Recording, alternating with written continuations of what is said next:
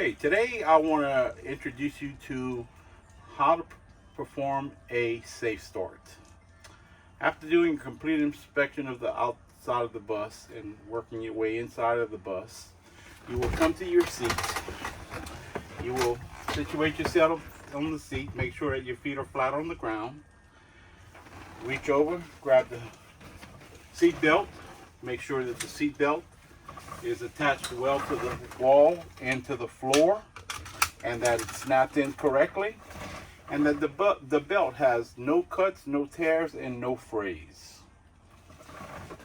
Once I've done that, we want to make sure that our windshield is clean, not cracked or broken, no illegal stickers, and good to see through. Making sure nothing is on your dash for reflection, and also count out your 7 mirrors. We have our 2 left and right crossover mirrors. We have our left flat mirror, our left convex mirror, and on the right side we have our right flat mirror and our right convex mirror, along with our student mirror. I will now make sure that my bus is in neutral, my park brake is engaged. I will turn my bus to run, pointing at the dash, noting that my ABS light has come on and gone off. Therefore, my ABS system is working. I will now apply my foot on the brake and start the bus. And this is a safe start. Now that we've completed a safe start, we will go to the immediate left and we will call out our switches. We have our defrost fan. We have our rear heater. We have our rear dome lights. We have our front dome lights. We have 2 light indicators, one the red warning lights and one the amber lights. When I activate my amber lights, the light indicator on the inside will light up, as well as the outside. If you're looking in my crossover mirrors, that you can see the amber lights are on.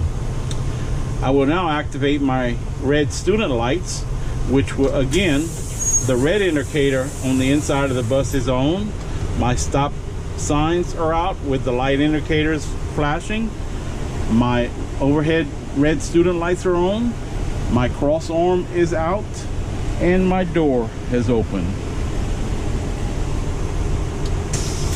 I will turn that off. After we've called out our switches, we will go to our steering wheel. First, we want to put our headlights on. We want to make sure that our steering wheel has no more than 2 inches of play in a 20-inch steering wheel.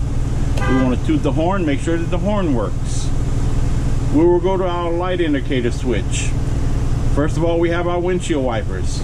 Windshield wipers are working, spraying water on the windshield, which is cleaning it.